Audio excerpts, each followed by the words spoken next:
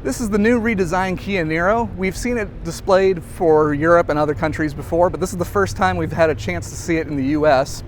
This is the all-electric model. Like the previous Niro, it will be available in 3 different versions. There's this electric version, which has a charging door up front and a slightly larger faux grille here. And then there are hybrid and plug-in hybrid versions. This is the hybrid version, and it has a slightly more slim front grille, and obviously no charging door because this one does not plug in. And the plug-in hybrid version shares the same front fascia as the regular hybrid, but it features a charging door on the fender. Now, the front fascia, of course, is very different from the original one. It's much more aggressive, it's got much more distinct headlights, and it's a little bit taller too. But that's not where the styling changes end.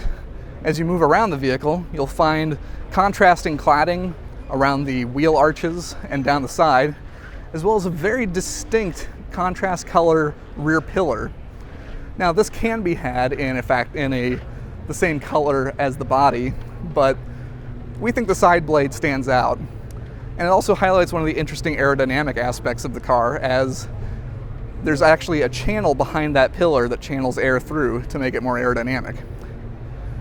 And of course, you have the sweeping boomerang taillights around the back.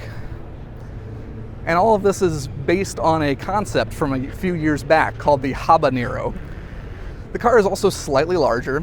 The wheelbase has been extended just a bit, and the overall vehicle is a couple inches longer in total. This also expands cargo space slightly.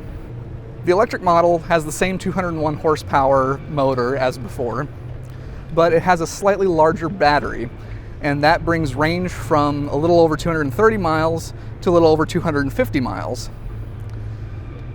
The plug-in hybrid also gets additional battery capacity, and that brings its electric range from 26 miles up to just over 30 miles of range. And even the conventional hybrid, the one that doesn't plug in, sees fuel economy improvements.